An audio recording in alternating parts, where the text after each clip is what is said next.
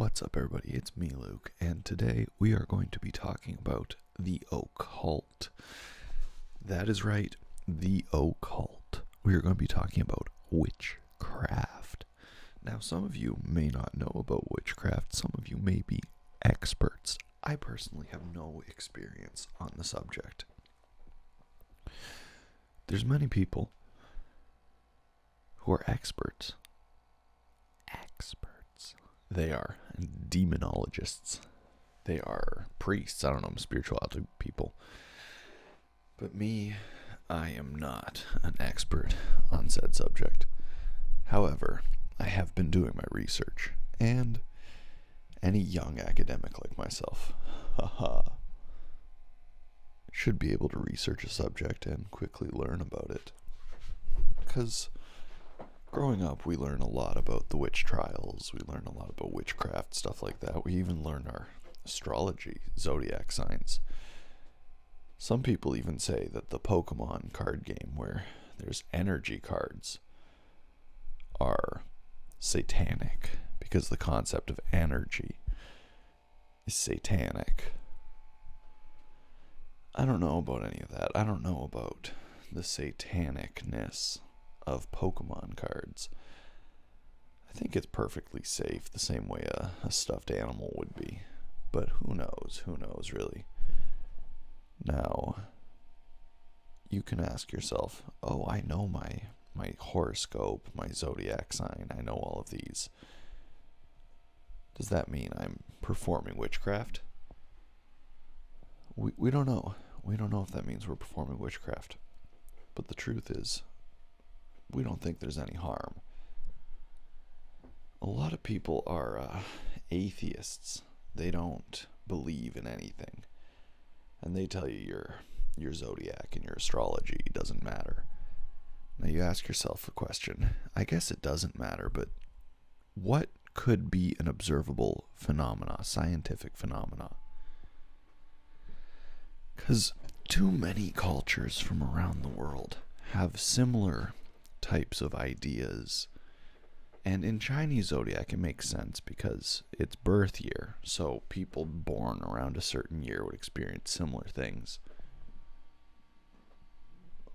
But that's like a polite way of asking people their age, like, oh, what's your zodiac? And they go, oh, I'm a year of a tiger, or whatever it is. And then when they tell you that, you know which year that is, and now you know how old they are. So it is a very polite way of asking for people's age. Now, that is like a socially useful one. But now the horoscope, the astrology, the star charts, your horoscope is a little different. Now, some people say there's no founding of that in reality. But then why is it repeatedly observed, like across different groups?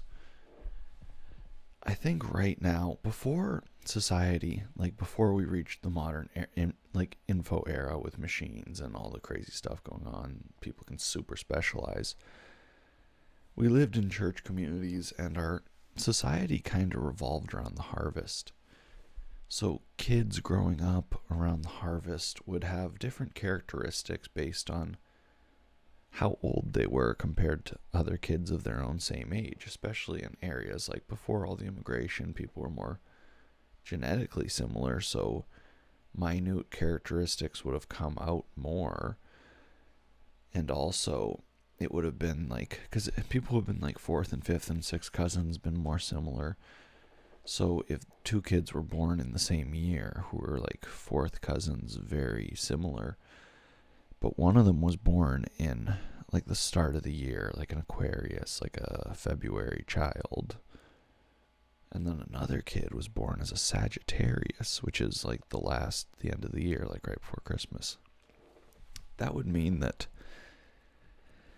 although they were born in the same year and they could be sorted into similar groups in maybe church schools as kids and even in the modern education system, that child is going to be like, if you sort kids in the modern education system by year and they're amongst their peers, but one peer is born in February and another is born in December, then those two kids are going to be almost a year apart. Now, I don't know if you figured this one out, but being a little bit older at a young age, it gives an advantage. Maybe you remember, maybe you don't, but because you're a little bit bigger, older, smarter, whatever, and that'll affect your personality and how you affect life, or how you interact with life.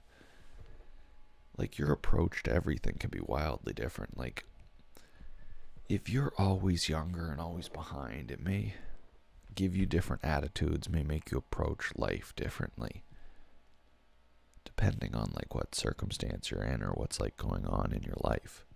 And that all makes a lot of sense. So it starts to make sense that if you sort kids, which we do, by birth year in school, then different horoscopes are going to be different ages.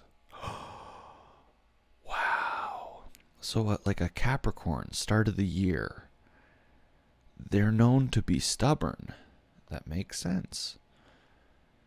And that's because, like, they're usually older. I mean, the Capricorn is a difficult one because if you look at it from this approach,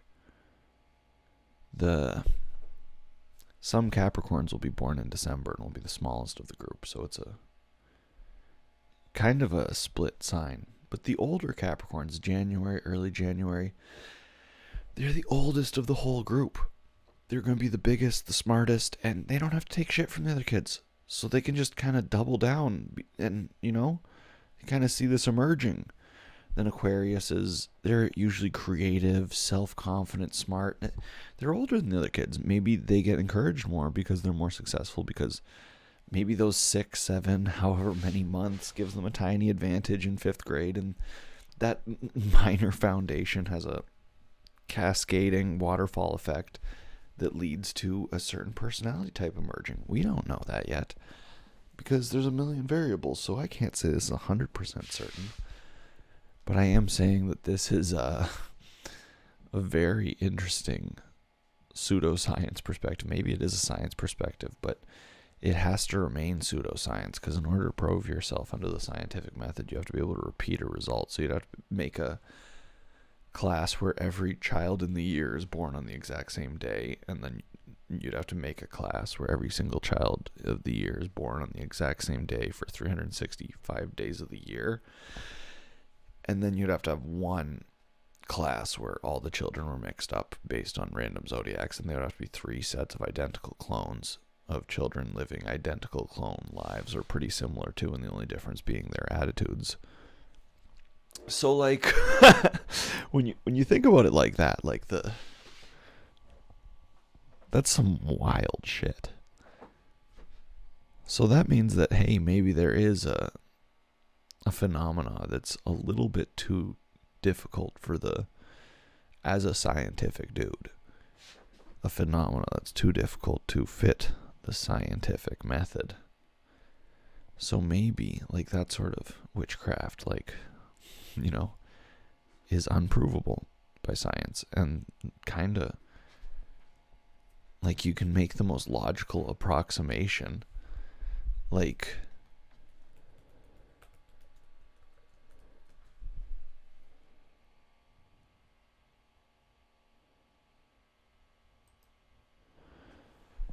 you can use reasoning,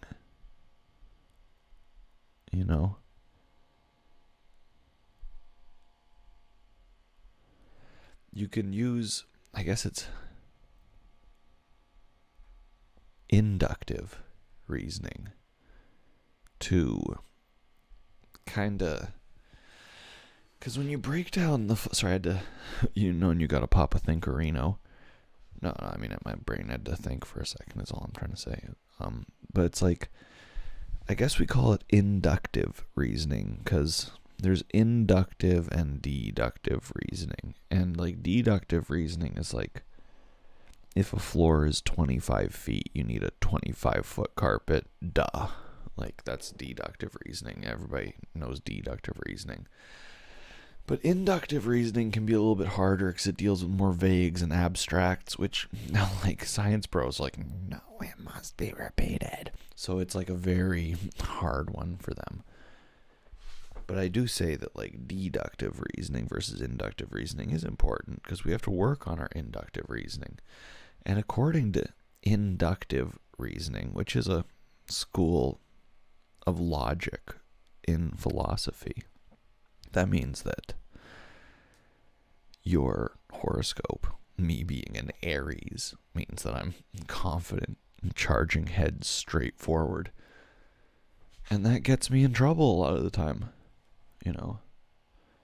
Now, let's talk about some controversial things. Like, I'm the third oldest group of kids in the school, so as an Aries, you don't have all the advantages. But you do have some advantages, and that's not bad. Then you get an attitude where you make stratagems, because maybe this is my own personal perspective, but I found that I could easily make stratagems, take charge of situations, and kind of, you know, lead things to victory, like a head first kind of, let's do this, guys. And it always helped me out. So I don't know how much that has to do with how old I was compared to the other kids or what, but that's always how I felt. Now, it's wild. You know, I'm in Canada, and Canada's in North America, and if you talk to people in certain parts of, like, Europe or, like, Russian people, they're like, this is America, this is America.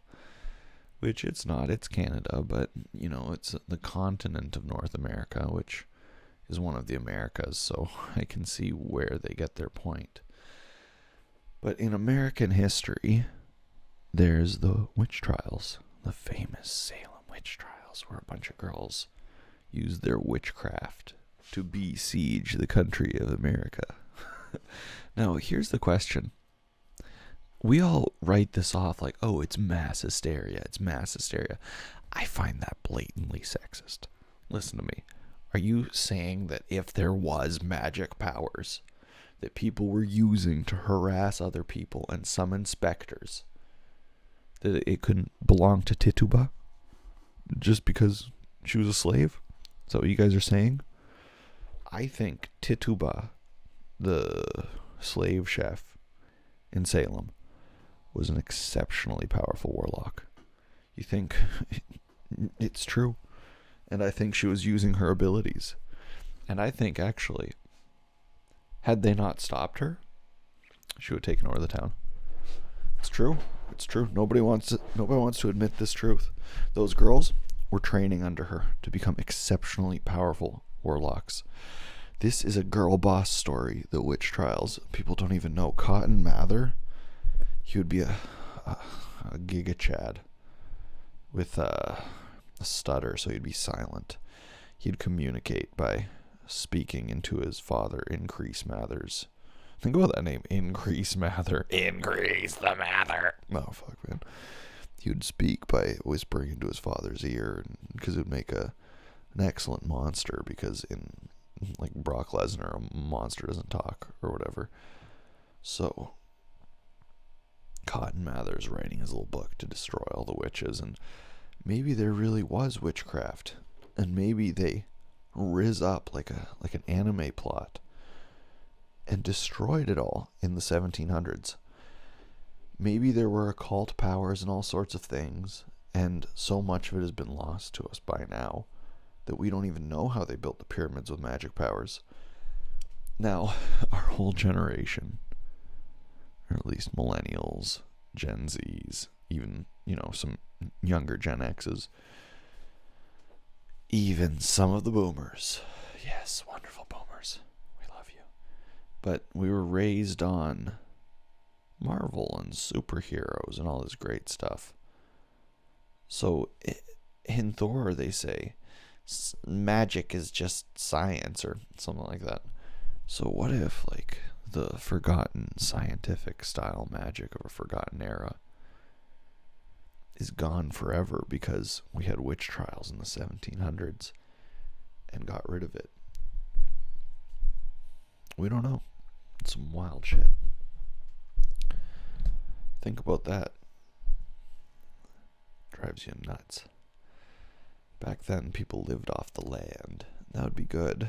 Like living, I'd have a cow. My cow would be my best friend. I would have some chickens. I have to eat a lot of protein, so I'd need a lot of chickens. And they'd constantly be laying eggs. I'd be like, thank you, chickens. And then I would live on the farm with these beautiful chickens who are my best friends. It would be really nice. Imagine just being friends with chickens. Like, and they weren't mean and didn't peck you, because most chickens would be, like, we're talking about, like, fictional, happy chickens. Either way. I think I have to go back in time. This will be difficult. I don't have the scientific technology right now to go back in time. That's just my water bottle. It makes a very strange noise. I'm actually going to take the lid off so it doesn't make that noise when I drink.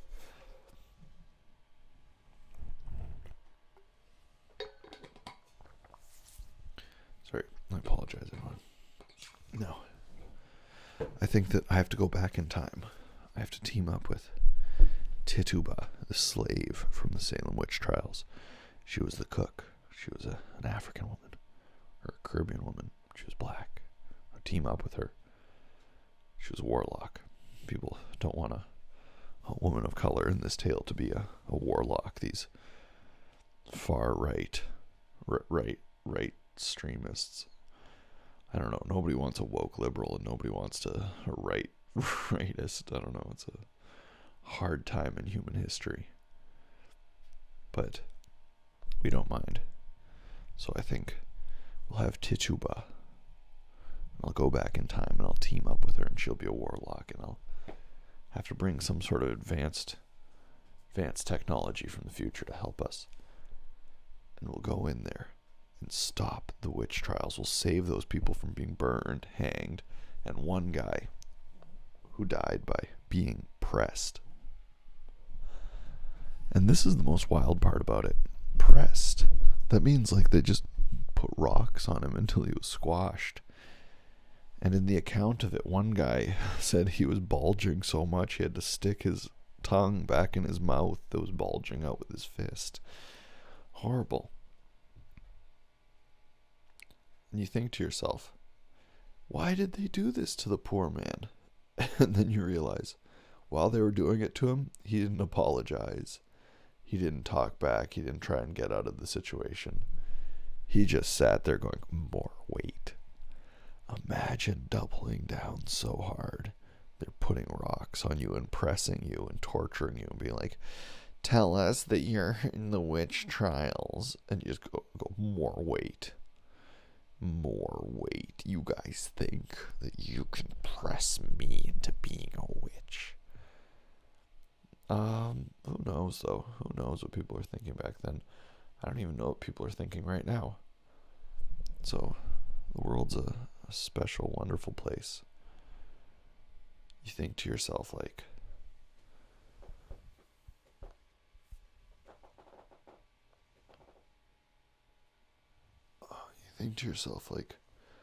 do you think me and Tituba, the slave from the Salem witch trials, could get together and save those girls?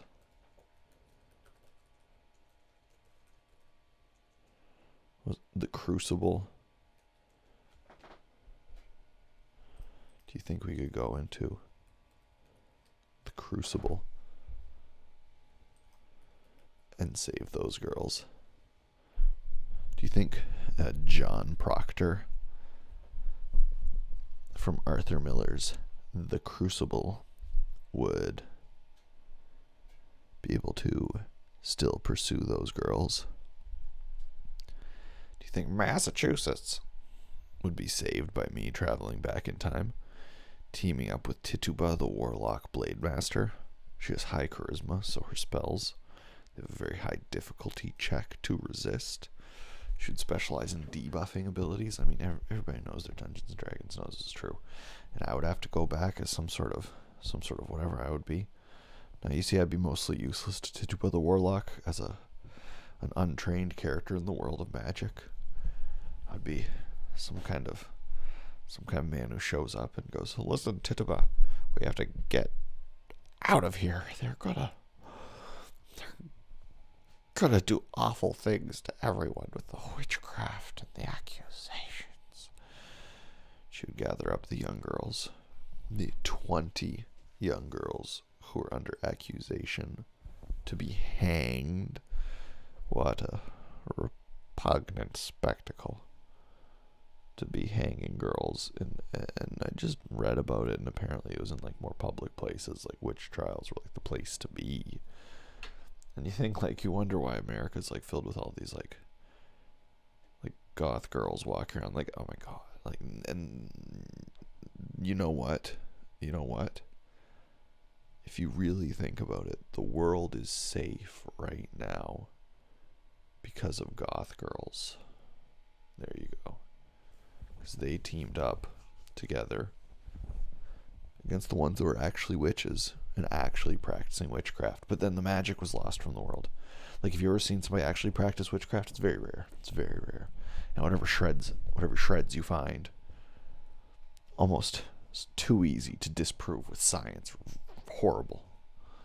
So we have to go back to the 1700s when Cotton Mather, John Proctor, Arthur Miller's The Crucible, they're destroying the witchcraft.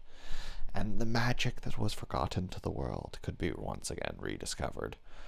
And I'd show up, I'd be like dapping up Tituba, and she'd be like, "Yo, what up, fam?" I'm like, "What's up?" And we'd go, and she'd be using her Warlock Pact of the Blade abilities, like cutting down our enemies, and I'd be like, "Tituba, watch out." And behind her, there'd be a 7-foot enraged farmer with a wood chopping axe, and he would bring it down with incredible force and chop a log in half, and Tituba would roll to the side and be like, "Thanks, Luke, for helping me." I'm like, "You can do it, Tituba." And we would finally escape the town, but then right as we escaped with all 20 of the young girls who were accused of being witches, calling it mass hysteria. Yeah, did you call the Green Day trend mass hysteria? Did they call black eyeliner mass hysteria? Did they call scene girls mass hysteria? Did they call the hip-hop era mass hysteria? No. So we'd be saving them, me and Tituba.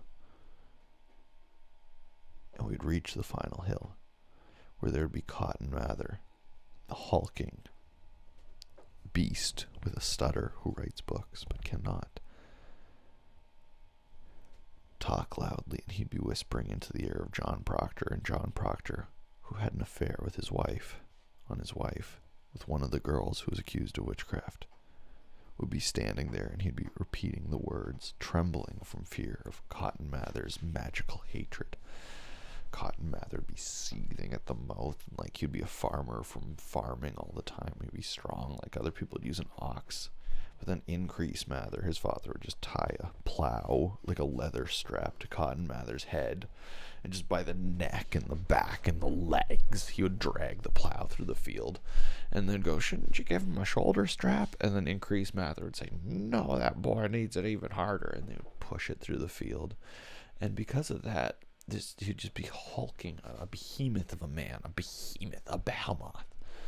And he would whisper into the ear of John Proctor, and John Proctor would go, "You boys better release those girls so we can hang them for public spectacle." And for a brief moment, it flashes by my mind, like, would there be a profitable situation in their town? Would they be selling baked goods and drinks and ale? People would be going out and having a celebration. Would be going to church? Like, would be, like, what's the motivation for this? Was there a situation of hunger, or was it just craziness? I don't know. Either way, you think about that, and all that magic is gone. So we would try and rescue them.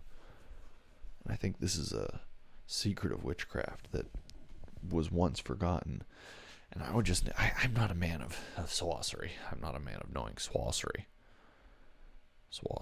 But I am a man of knowing that I could use a machine. I'm good at using machines and robots and thinking of ideas. I'm not good at using robots. I don't know nothing about that. But I mean, like, the era I grew up in is like a skill I'd probably relate to faster than, like, you know what I mean? Like, I've never done a day of sword fighting. Actually, that's not true. I did fencing classes in university when I was a young boy, and I was not very good. Like, every man wants to be like, I'm so fucking sick, excellent. But I realized I'm not doing the best in sword combat. That's okay. You gotta figure out a different weapon. I kept thinking, because I did the fencing class, and I'm a big, dumb brute. I'm not dumb. I'm sorry, I shouldn't say that about myself, but in a situation where you want to be a brute in a battle, almost being dumb is an advantage, but I am not. I'm a smart boy, I promise. But I did fencing classes, and I kept thinking, what if I just had a really big club? You know, like, what if I had a helmet and a big club, and then they tried to use their little skinny swords, and I went, you get away from me! And I hit him with a, you know. But this is just the difficulty of such a situation. So I'd have a big club, and the Puritans would come at us, and I'm a little over 6 feet tall. I'm almost at the 6'1" mark, and in 1700, I'd be like 7 feet tall, and the peasants would come at us like, you ungodly man, you've allied with that colored woman, get out of here. But I pass no judgment. Tituba is my best friend in 1700. Who else would I even know? I would show up to her kitchen, she'd be like, now you want some food? And she would feed me, and I'd look up at her. Tituba, look her in the eyes. She'd look down at me with her beautiful Aunt Jemima-esque features, and I would go, Tituba, please feed me, I'm starving, I'm so hungry. And she would feed me, and I would be revivified, I would be blessed, I'd be brought back to life, and once again strong enough. So here's the stratagem,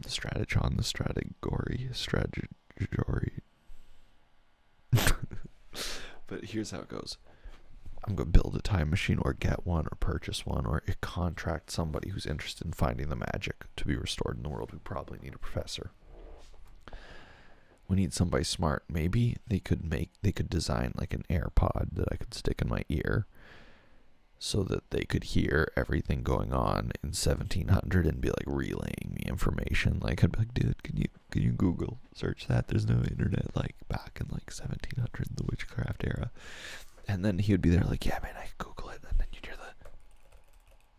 hear the sound of the keyboard playing and clicking. And then you'd be like, okay, that's pretty good. And then you would have a good time. It'd be like an adventure at that point. And I love adventures.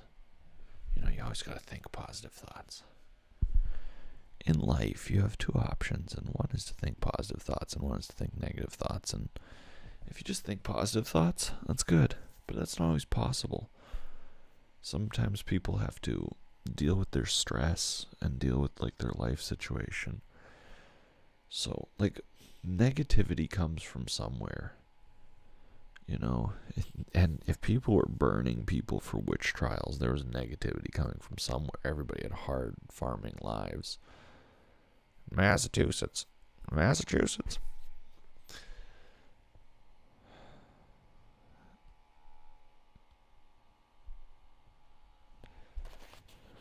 I got heckled, like, on Thursday by a woman from Massachusetts.